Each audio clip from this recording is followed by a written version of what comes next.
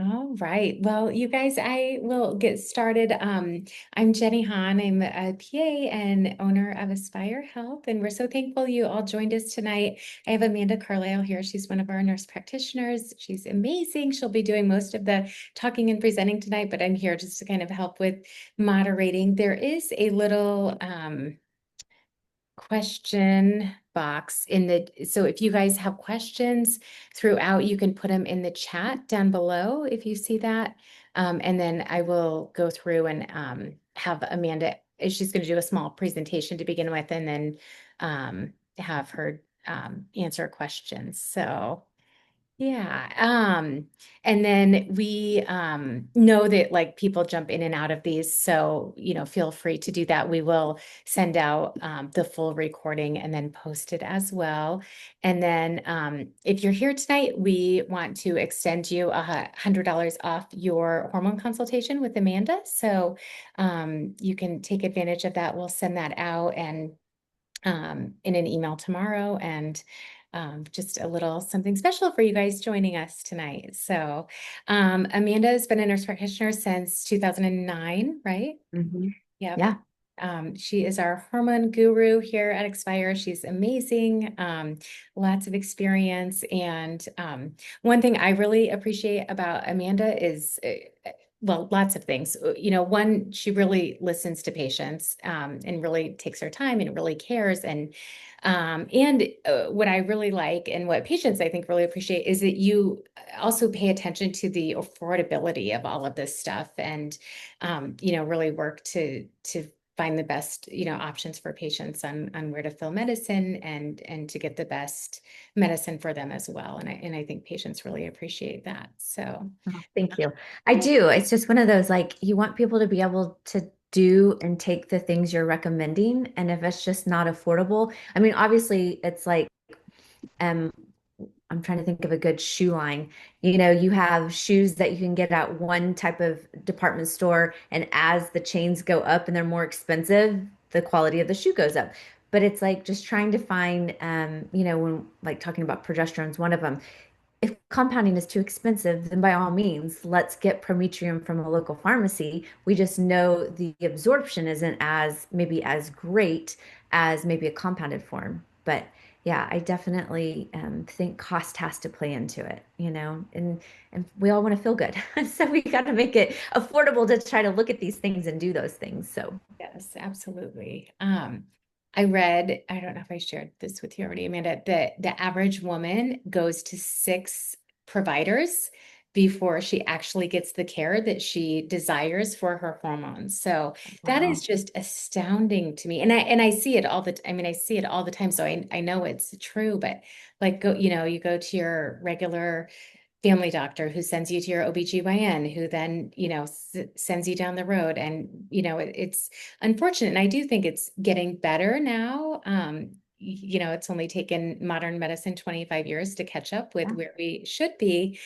So it's definitely getting better, but it's really too bad that, you know, so many things set us back for so long, and then that so many women had to suffer for years as a result. So I agree. Um, I think there's a lot of um, female physicians that are really trying to pave the way to get it out there because it's so true. If a man had to feel some of the things that we feel, they would not put up with it. Like, I had a patient recently tell me that she went and told her all her OBGYN all her symptoms, and she told her she needed to have counseling and get on an SSRI. And the patient was like, she's a woman. How? And she was older than me. How is she not like? And I said, I have no idea. I mean, maybe she just floated through this and we were just talking about all her symptoms. And she's like, I feel crazy. And I was like, well, that's normal. That's yeah. gonna happen, but you aren't crazy. This is just the fluctuations that you're experiencing. So, um, anyways, I'm glad that people are getting out there and talking and, getting it more publicized, basically, and there's a lot more information to read, which can also be a little overwhelming. Because I mean, as a provider, I see things that providers put out there and I'm like, oh my gosh, this is all over the place. And it's like trying to sift through stuff and like getting to basics. Like we can do a lot of different things, but just getting the basics and then going from there is how I approach it. Yeah. If So, you, Amanda, just want to kind of go into your kind of overview, and then I'll watch the question boxes and keep track of questions here, and we'll get into it. okay. So I am Amanda. I'm a nurse practitioner and I live in Dallas, Texas. I was telling Jenny earlier, it's always funny because I see a lot of Nebraska and Iowa people and they're like, you know, that CVS or Walgreens. I'm like, no, I don't know where you're talking about, but if you'll tell me where, I can find it. But anyways, I have been probably started doing hormones and have like a functional medicine background since 2013. And it kind of started with, at the time, I was working in a med spa, the same med spa I work in now, 11 years later, um, here in Dallas, that the women that own it were in their 50s and they were just going through all these symptoms. And they're like, oh my gosh, I mean, I'm dying. You know, you've got to go learn this. And for me, things have to make sense. And so going through school, there were just certain things like thyroid was a huge one that I was just like, that doesn't make sense to me.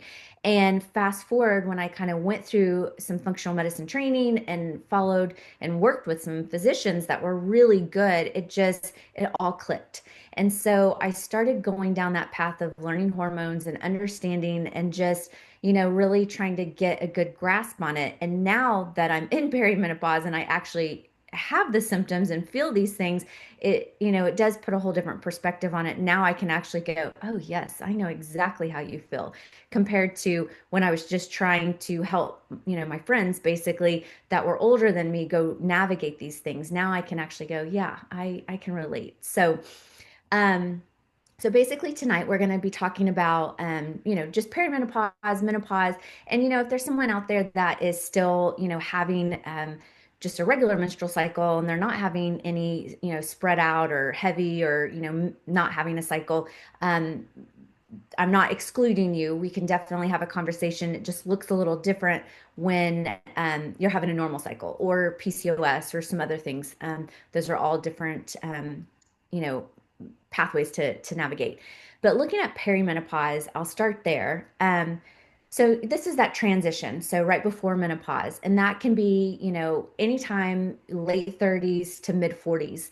And nowadays, I feel like that, and I see this with younger girls going through puberty a lot earlier. I think there's a lot of things in our food, the hormones that are out there. We know that receipts have, estrogens in them. And so we're touching constant having receipts in it. And, just different ways that we're absorbing just the environment that can either make us maybe go through menopause a little early than what maybe our mom went through, or our, grandmother. One of the things you can look at sometimes, again, taking that one aspect out of there, is, when did your mom go through menopause? And when did you start your menstrual cycle as a young girl? And that kind of gives you this timeline. Again, it can vary, but that is a good way to kind of look at it. So your hormones don't just drop all of a sudden. They're kind of unstable and they fluctuate. It's like a roller coaster. That's why, like, one day you can go, oh my gosh, I feel amazing. And the next day you're like, all the wheels fell off. And you're like, what happened? Why am I irritated? Why am I screaming at my children? Why am I screaming at my loved ones? And they're aggravating me so much. And unfortunately, we tend to take it out on our loved ones more than just that, average person that we see from day to day. But basically, you've got estrogen. And, when you're going through this perimenopause, it can vary week to week. Sometimes it's high, sometimes it's low. It's just all over the place. Progesterone, it kind of declines steadily. So, again, usually closer around the 40s is when I see it declining. It can happen in the mid 30s, especially if you've had children. A lot of things can affect that progesterone. But it's kind of declining a little bit more steadily. And then testosterone slowly decreases. And so, again, just kind of going back from that, month to month can definitely change. And then, and I'm going to break them up individually in a second, but just kind of giving you this like overview of your hormones. But then once they're in that perimenopause and they're just kind of up and down, then if you don't have a cycle for 365 days, 12 months, that means you have hit menopause. And that day you switch into postmenopause. So, with menopause, it's like your estrogen has just fallen off a cliff. A lot of women in that have hip menopause and postmenopausal might notice some joint pain, dry skin, hair loss, vaginal dryness, brain fog, that decreased libido, and then also those body composition changes. Since we do a lot of weight loss with Aspire, and we do have a lot of women in that perimenopause, menopausal stage, I really try to focus on their diet and how much are they eating, because when we've done something always one way and then we hit this change of hormones, our fat composition changes. And what do? We start restricting because it's like, oh my gosh, I've started gaining weight. I have it on my hips or in my belly. I never had a pooch. And we try to work out more, and it's just not working like it did maybe in our, teens and 20s. And that's the hormonal change. And diet can be a huge role in this. And so we'll talk in a little bit, kind of some tips to do. But let's talk about estrogen. So it's kind of our stability hormone. Okay. It is, that hormone that supports our brain function. I had a patient years ago that had some dementia, Alzheimer's, and I her husband was like, I want you to do anything. And so she had no sex drive. She couldn't form words. And I was like, you know what, let's just try some estrogen. And she was older, obviously. And, it was kind of risky, but at that point it was just like, he wanted to try anything to kind of get his wife back. And so I started her on, I'd already put her on progesterone, some testosterone, but I got her on estrogen and started slowly increasing it. Her sex drive came back. It was unbelievable. Her brain started firing. And I mean, it was just so amazing to watch this transformation, because I hadn't had a patient at her age with all of the things going on with her health that I had started something at that age. Basically, I think she was, gosh, I think she was late 70s or 80s.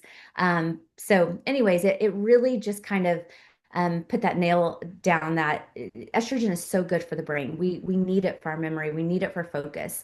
Also for bone density. Estrogen plays a role in our insulin sensitivity, our vaginal health, our skin collagen. I've been seeing a lot of push, which I've always known about, but I've been seeing it more and more with skin.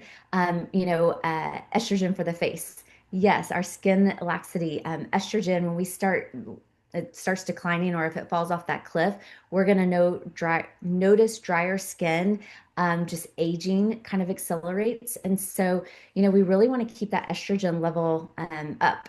Some symptoms you may have that you notice kind of in that perimenopause stage is hot flashes, night sweats, insomnia. And we're going to talk a little bit more about insomnia with progesterone, but you can also have it with estrogen.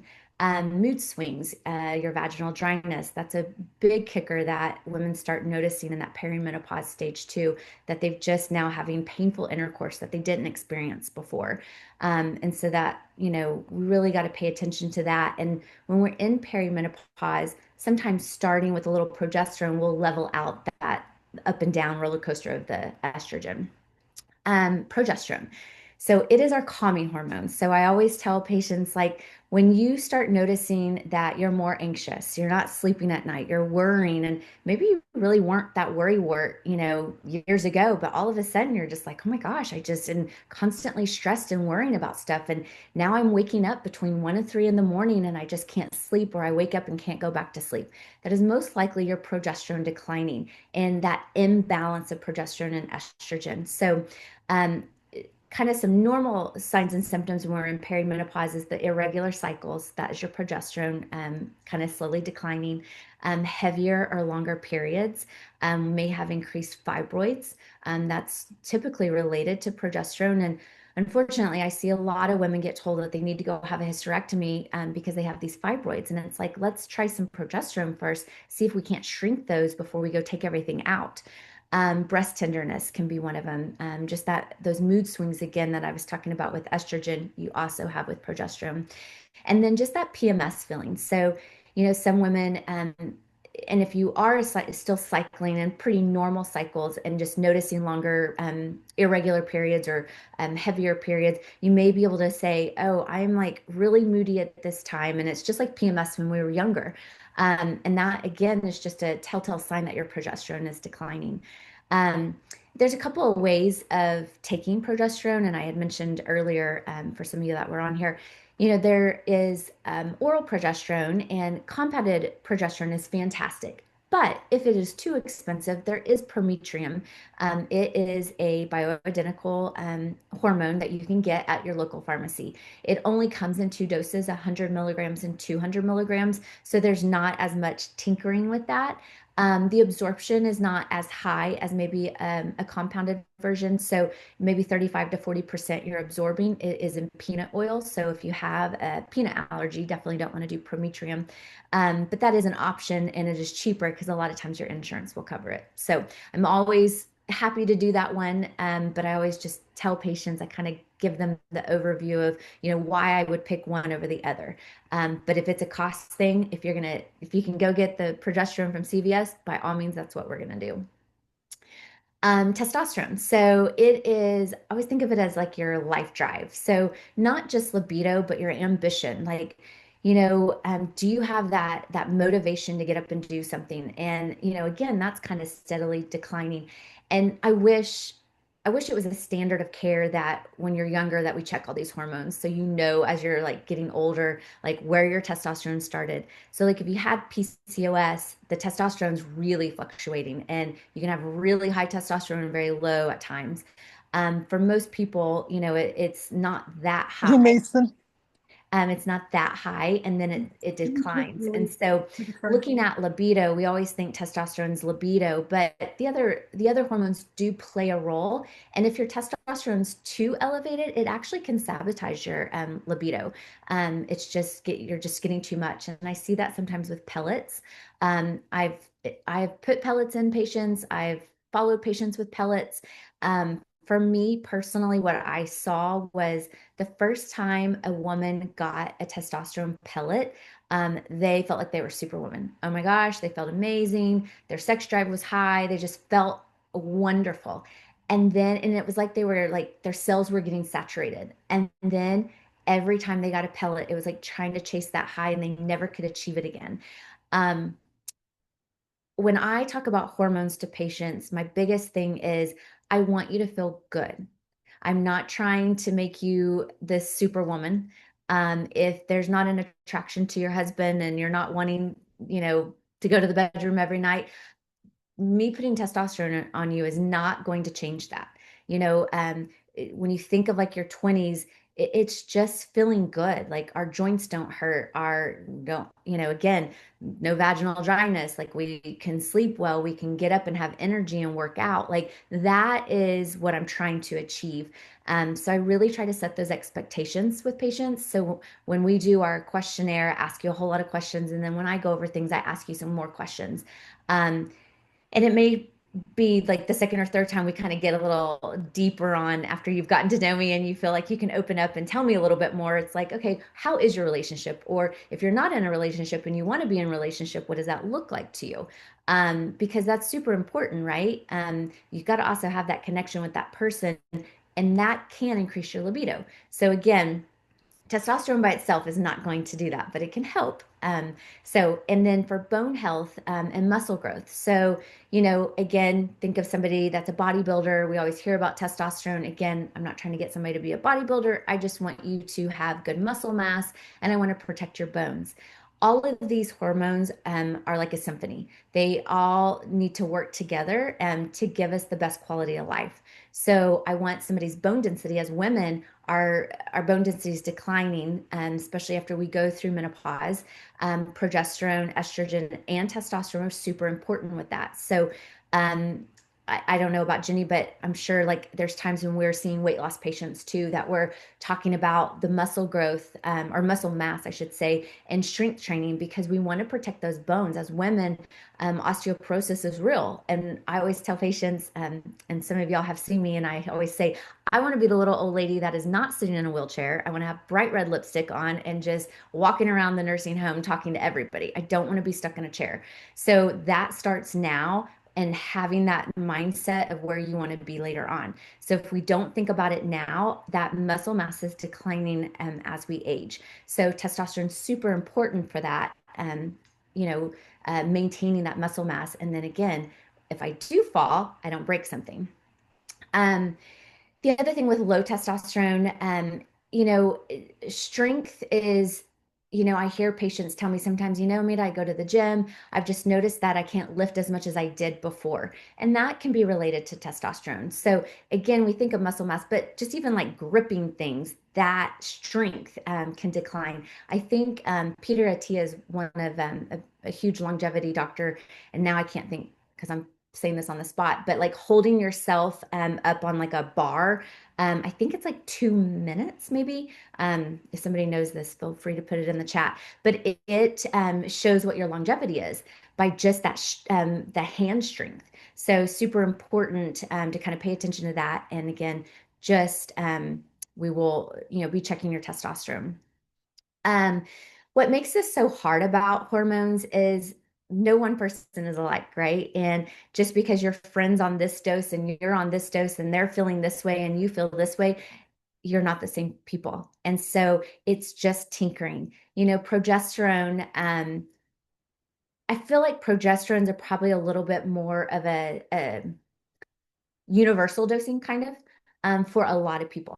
Testosterone and estrogen are all over the map because, just trying to figure out what, makes you feel good, which one is giving you the best, sleep, the skin, again, the vaginal dryness, like all improving all those things. And so when we start out on hormones, I might be talking to you, every week trying to see how you felt on the dose that we did. And you're going to write me back and say, "Oh my gosh, Amanda, you started me on progesterone and my breasts are enlarged and I feel bloated." Okay, well then we definitely overshot the progesterone. And I don't know how that's going to be for you. And so the communication is super important to like no side effect or symptom that you're having is dumb. Like, please let me know that you're like, "Oh my gosh, I've noticed that I started having acne." Okay, well, where's your testosterone level at? Where do we have you on, the hormones?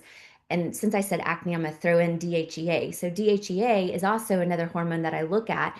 And I had a patient just recently. We were talking about everything, and she had started the DHEA. Although it was a small dose, she was getting acne. And I was like, "Oh my gosh, you got to stop the DHEA." So, just really keeping me up to date with what supplements you're taking in case you see something on Instagram and you're like, "You know what, I'm going to try this," and you order it and get started on it.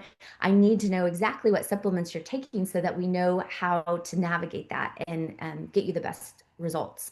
Um, I'm going to actually go back to estrogen since I talked about supplements. Another thing about hormones and detoxing. So with estrogens, there's three estrogens, and so E1, E2, and E3. And depending on how you detox, right? There's a lot of ways to figure that out. Sometimes it's a little more costly, like doing a Dutch test, which can look at urine and saliva, but it tells the pathway. So if somebody is having some issues, or say you have somebody in your family that's had breast cancer and you just want to be super careful that you are doing all the things right, a Dutch test may be recommended just so we can tell how you detox. So there's a few supplements that I may tell you to take that's just going to help that pathway move over so that we're clearing hormones. I personally took a genetic test, and I don't clear hormones at all. So it's like, oh, well, that's good to know. So that tells me that if I'm not careful, my risk of, maybe having some type of hormonal cancer could be high because I'm not clearing it.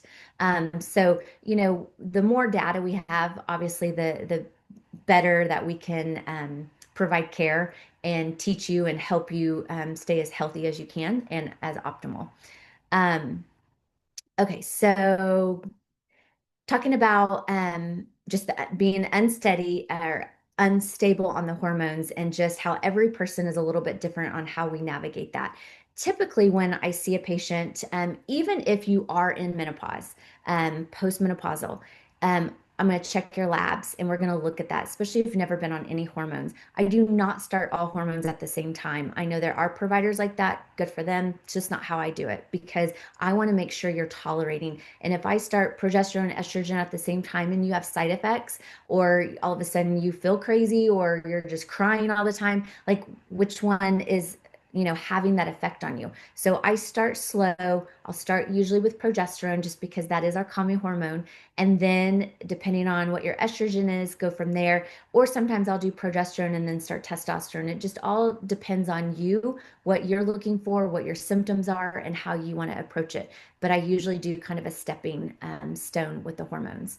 And then once we get you on those, we'll recheck labs and just see where you're at. Symptoms are the best way for me to know how you're tolerating, but I need numbers to justify where we're going. So if I have somebody that's on testosterone and they're like, "Oh my gosh, I feel amazing, everything's great," and they're 700 on testosterone, well, I can't leave you there. We're gonna have to change that because that just, to be honest, I don't know what the longevity or health risk of having a testosterone from a woman at 700. I don't think it could be that great.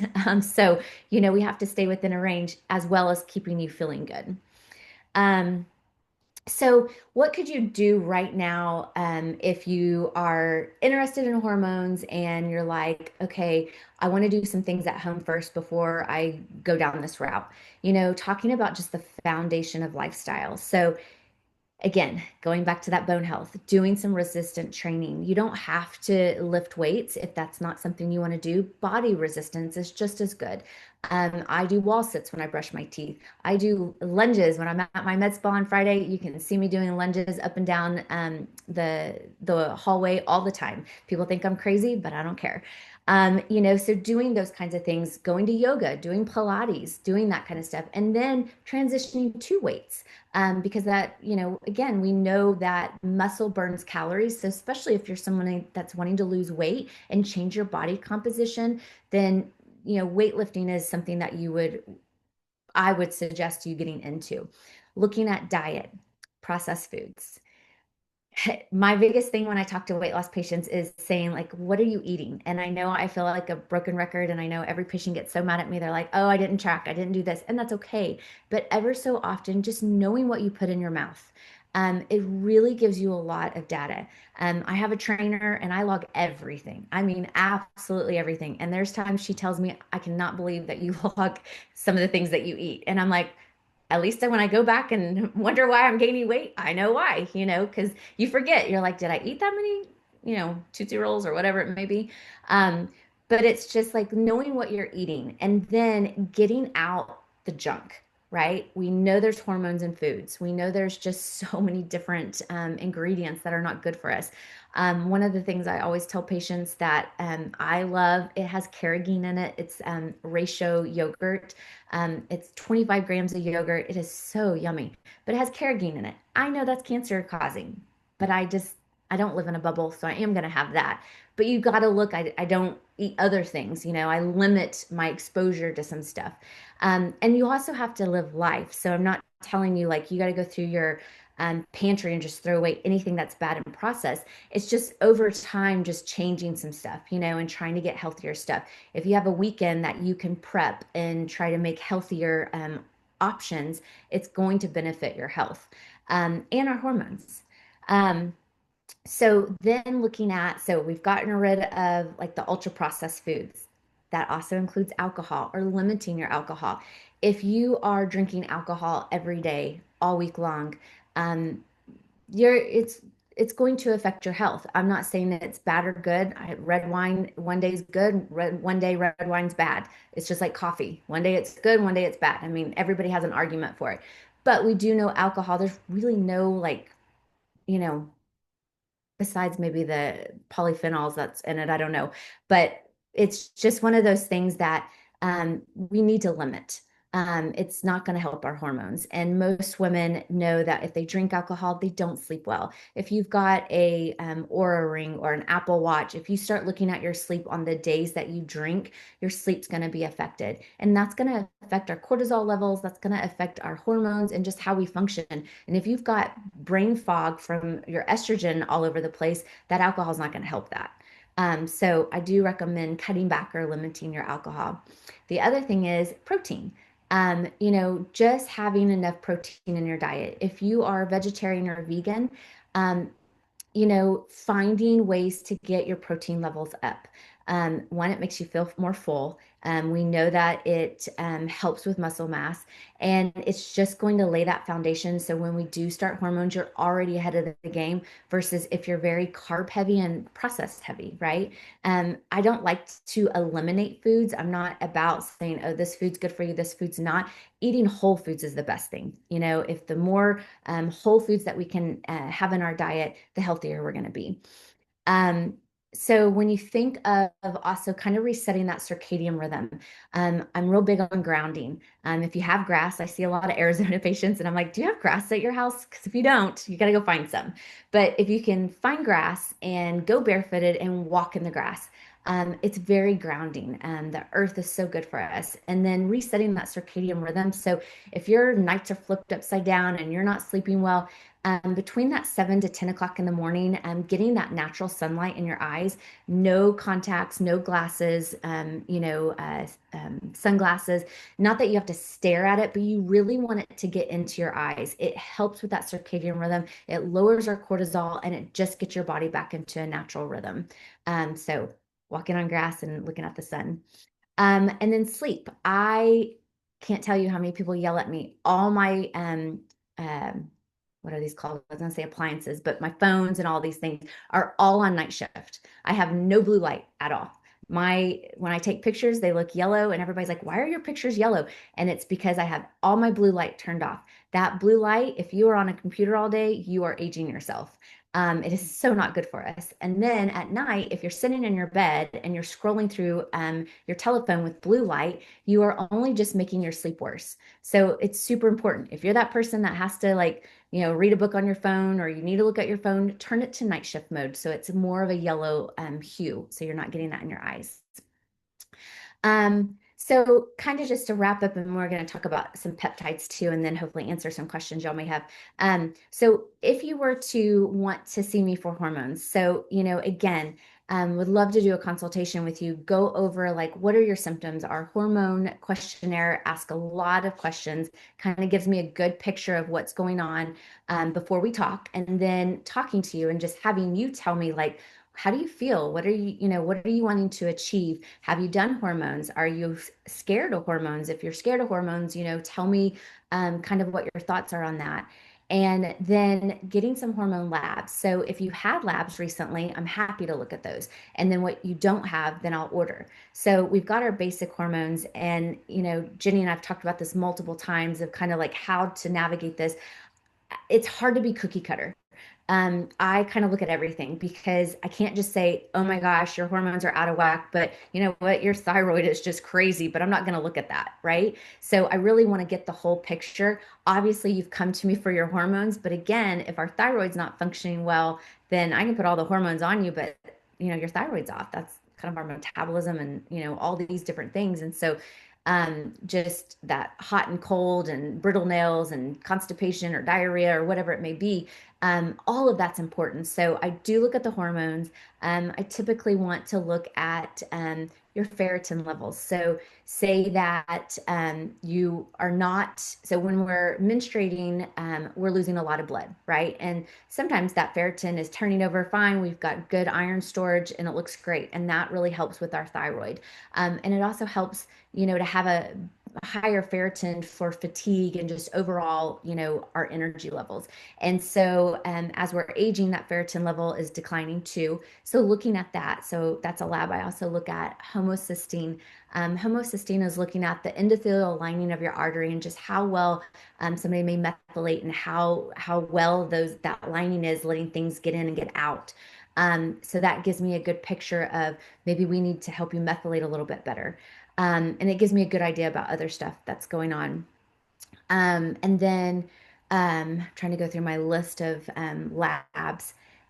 So hormones, thyroid. Oh, and on your thyroid, I typically look to see if you have any kind of autoimmune thyroid. Typically, if somebody has one autoimmune, they probably have one or two more. And so if somebody's not had a good workup, at least checking the thyroid antibodies gives me an idea if maybe you've got some autoimmune things going on, which all of that plays a role in our hormones and how, we're going to absorb medication. If we've got an autoimmune that could be causing a little bit of a leaky gut, and I'm pumping you full of all this stuff and you're not absorbing it because these inside the gut, these junctions are opening and it's not healed. We need to work on your gut health first. Trying to think what else. Um, as far as what type of uh, I don't know what the word I'm looking for, but so like estrogen, it can come in a patch. It could be in a cream. Um, you can do oral. I'm not the biggest fan of oral just because of how you have to detox it. It goes through the liver. And I usually prefer the patch or the cream. There is subcutaneous estrogen. I'll be very honest, I don't have a whole lot of experience with that. Not saying that I'm not willing to do it, just don't have as much experience with it as I do the other methods. Progesterone, usually oral. There is sublingual, there's troches, there's cream, um, and then like testosterone, subcutaneous or creams are what I typically do. Again, there's pellets. We can't do that telemedicine wise, or intramuscular, which I don't really prefer unless somebody's needing it. And most women would rather have subcutaneous because we have such small doses. But those are kind of like the methods of the hormones that we give. Um, and, if you have some questions, would love to talk to you further and, go deeper with what your actual issues are.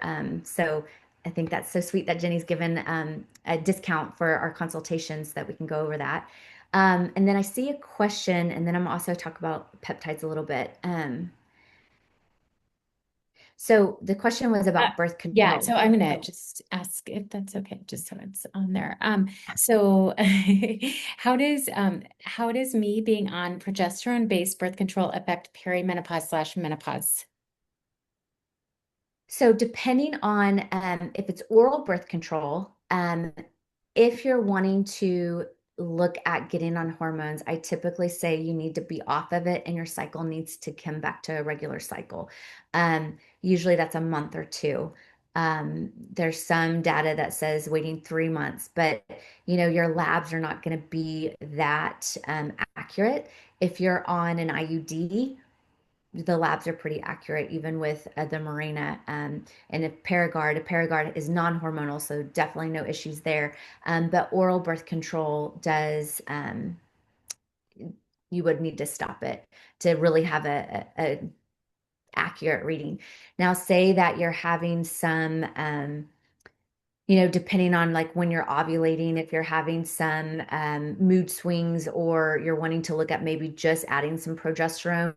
And it also depends on, did you get on the oral birth control to level out your hormones through a provider, or was this to prevent pregnancy and you've just been on them for years? That plays in there too. So, but to have the best accurate labs, usually with any kind of oral progesterone or estrogen based, you want to be off those. I just, because a few of them fit in, just go into some hormone questions now, and then we can flip to peptides in shortly here.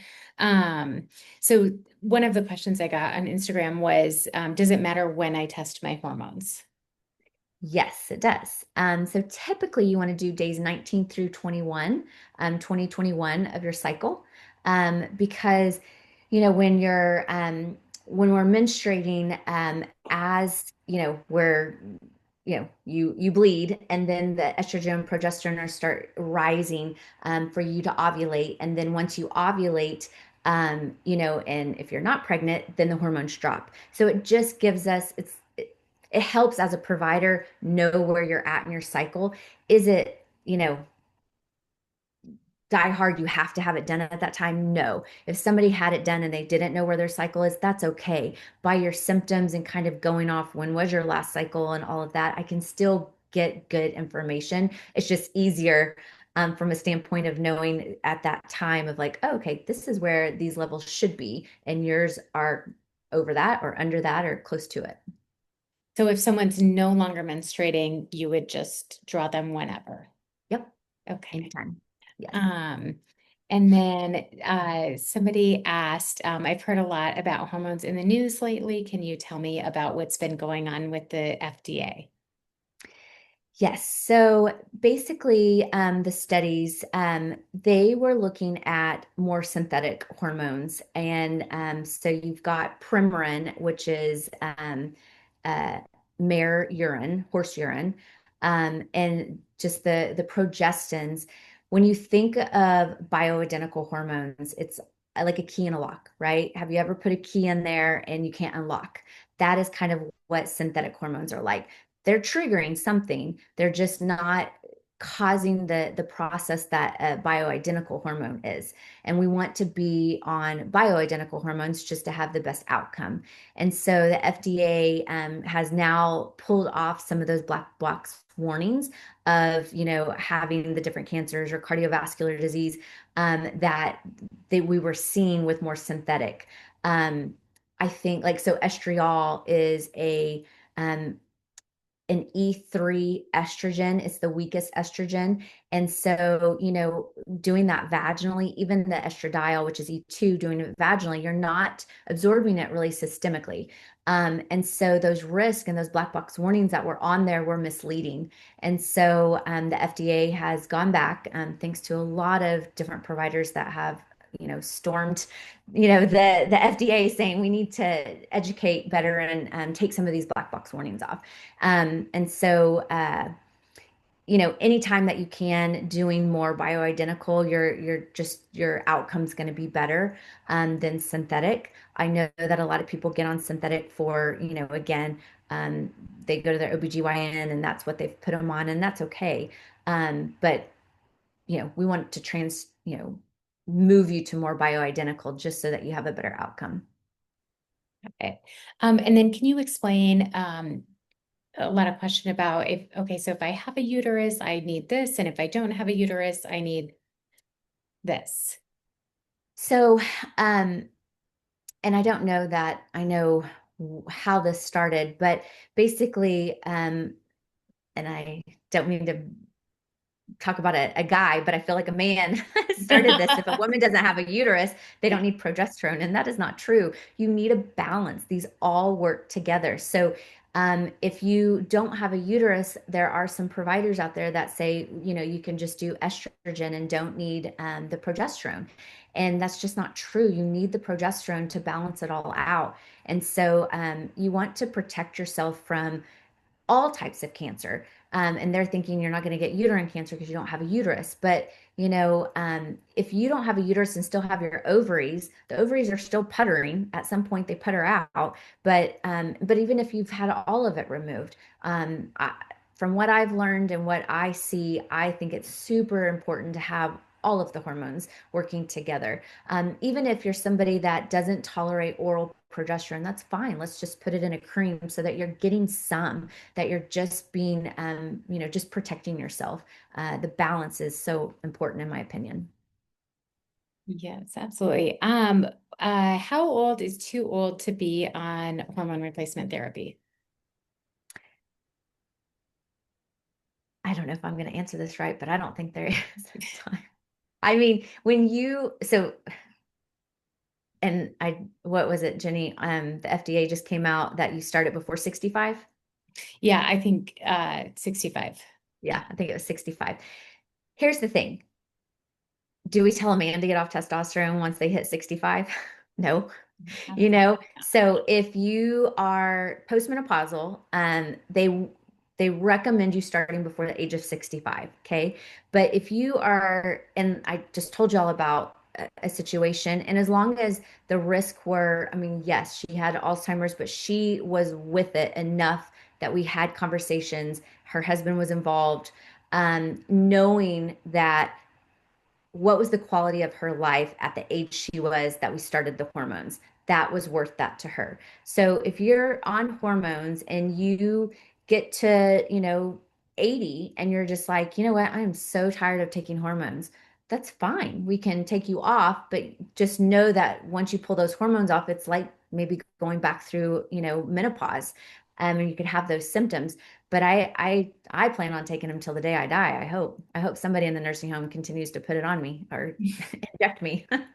It's just the quality of life, what you're looking for, and if it helps you, how do you feel with it is the bigger question. Yes. And you guys feel free to throw any questions you've got in the chat box here. And then conversely, how young is too young for hormones?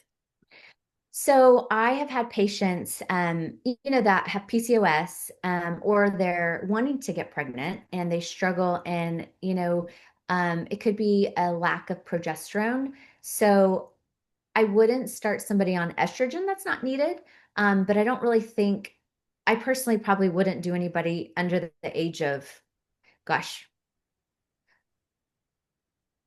oh gosh, 20, 25. I think it all depends on the situation and that they're fully aware of what they're doing, and what their reasoning is. I've seen patients that are struggling with fertility. I do their labs. You can tell their progesterone's low, and just adding their progesterone during a certain part of their cycle so that when they ovulate, that hopefully they can keep, if they get pregnant, they can keep it and carry it to term. So I think that it's kind of probably patient dependent. Yeah. I don't do kids, like that would not be my specialty. Um, let's see. Do I have to be on hormones forever? Again, I think that goes back to what how you want to live.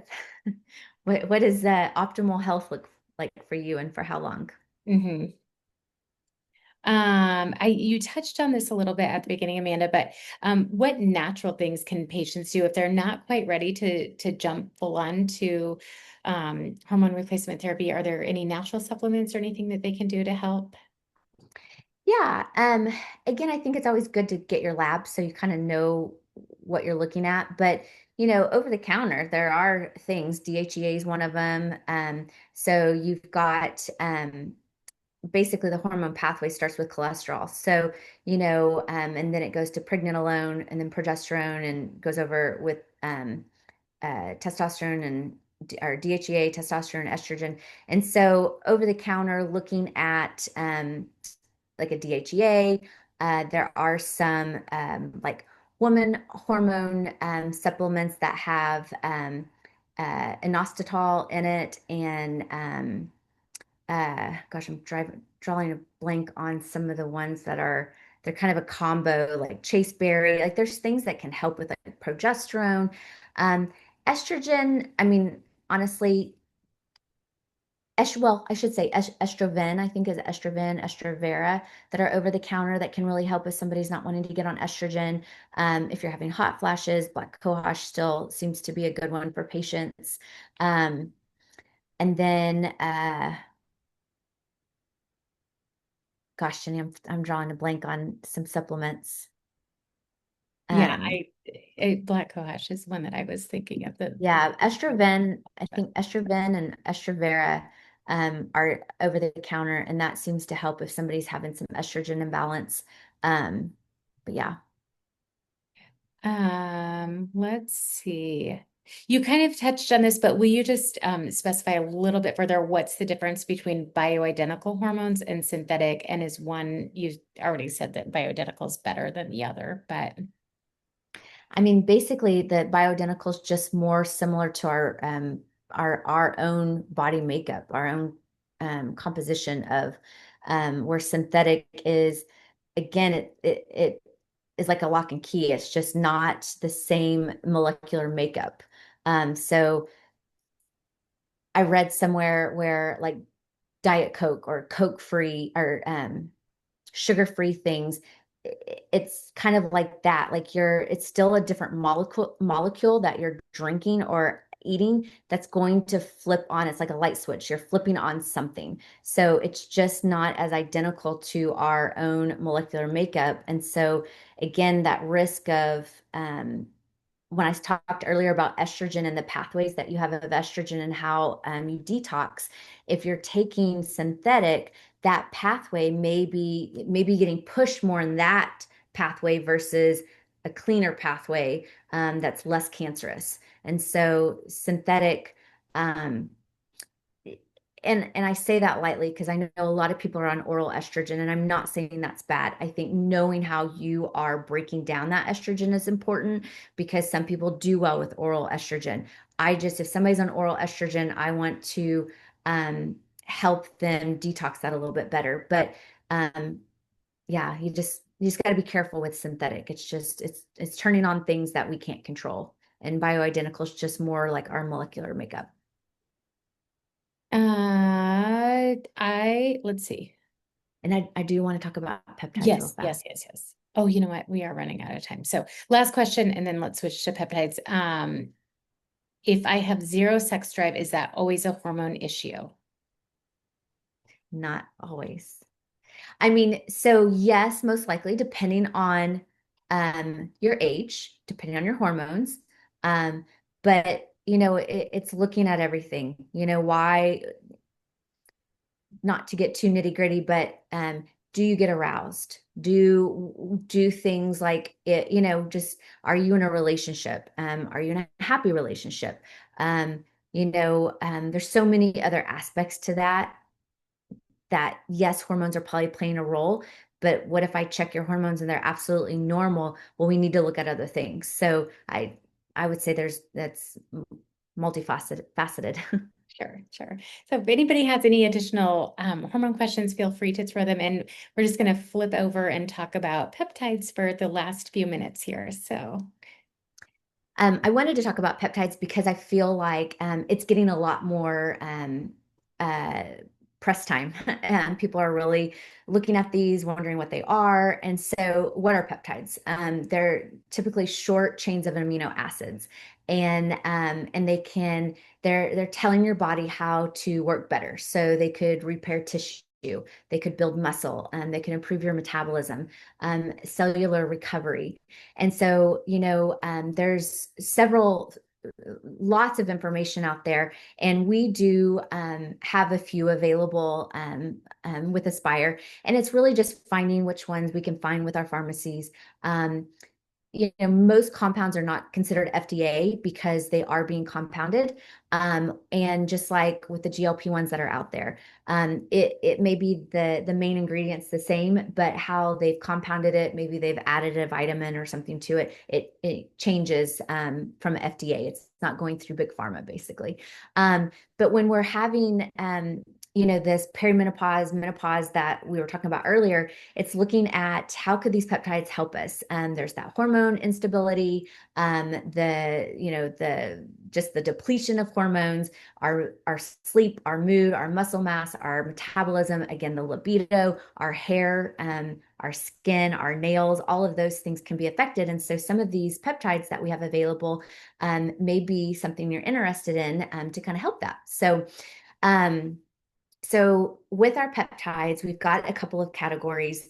And so I'm not going to go too in depth because we only got a few more minutes, but growth hormone, secretagogues, repaired peptides, sexual function peptides, or cosmetic or collagen peptides. And so one of the peptides that is been kind of in the news, it's fantastic, is BP 157. So that is kind of a repair peptide. So gut repair. It is so good for the gut. If you've had an injury, tissue regeneration, joint pain, tendon or ligament repairs. Again, gut, if you're having inflammation, just kind of it could help with leaky gut, or if you're just having a lot of just upset gut issues, diarrhea, bloating, constipation. It's just really helping that gut lining repair. Um, then you have PT 141, which is a libido peptide. And Jenny, I should have looked. I think we offer that one. Um, yeah. okay. So we offer both the brand name Vyleesi, and then we have the compound version of it as well. Okay, perfect. So again, looking at our libido, so low sexual desire, kind of going back to that question, when you kind of feel like you could have intercourse or you don't have intercourse, or you're just not feeling very intimate with the person that you would like to have intimacy. That is a peptide that can help with some of that desire. Another one is copper peptide. I really like this one. It is good for skin, hair healing, increases collagen and elastin, can help with scalp health and the hair density. There's a couple of ways you can do it, injection or topical. I think we have a cream too. So for like wound healing, fine lines, I've done the injection and I've also done the scalp. Liquid. I like the injection that I've seen the most benefit from personally. Jenny, have you've done the copper, right? Yeah, I did the topical and then I've done the scalp as well. Okay, yeah. And I know I'm kind of walking through this fast, but Samorelin, so Samorelin, CJC 1295, and Ipramorelin, and Tesamorelin. So these are working on our growth hormones. So as we're aging, growth hormone declines. So again, going back to that sleep that we're constantly talking about, the muscle recovery, some fat loss, just exercise tolerance, these can help with that. So depending on what your issues may be and having a discussion may lead me down one path to the other. I think kind of like for me personally, Jenny might have a different thought on this, but I think like trying some Moreland first is good stepping stone to see, does this help with your sleep? Are you noticing changes in your muscle mass, your exercise tolerance? And it just helps with promoting natural growth hormone release, which is what we want. We want it to pulsate. Um, Let me add a couple of things here. I wanted to say 1 second here.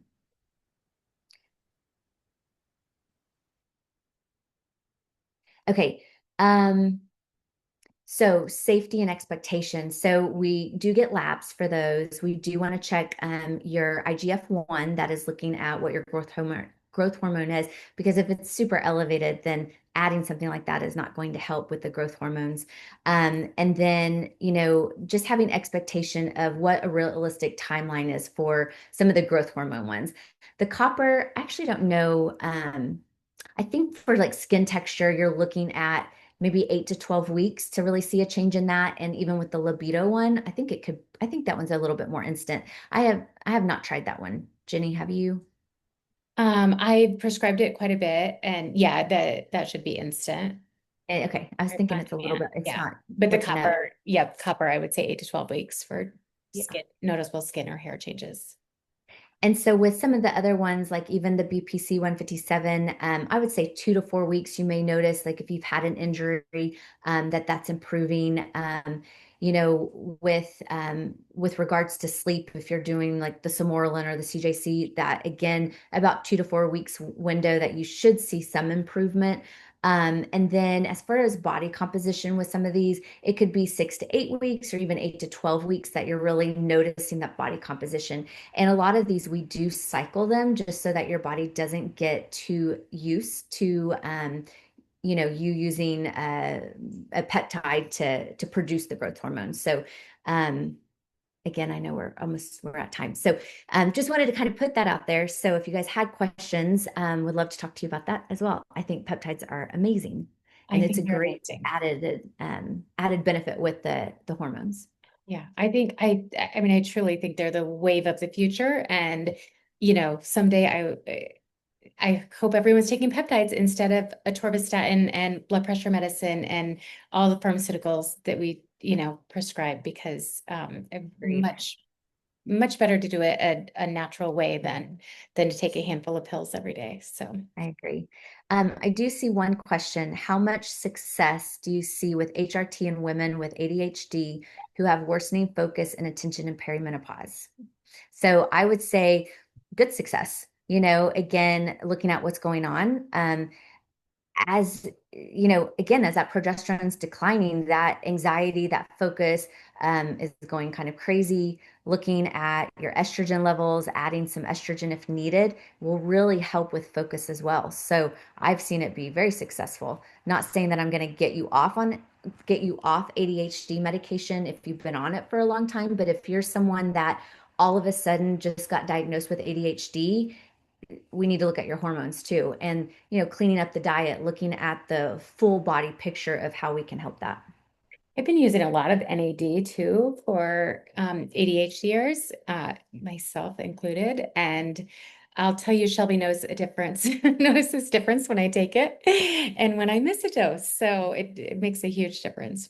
Um, Yeah, and we have handouts on a lot of these things. So, if you're wanting to know more and you're just kind of curious, definitely.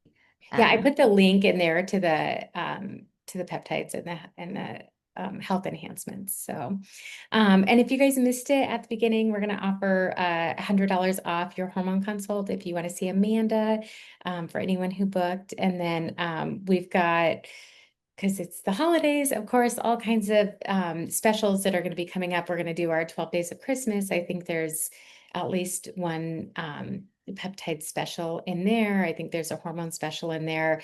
We're doing our Black Friday all week, which is for our semaglutide and compound tirzepatide, buy one, get one half off. That's live right now.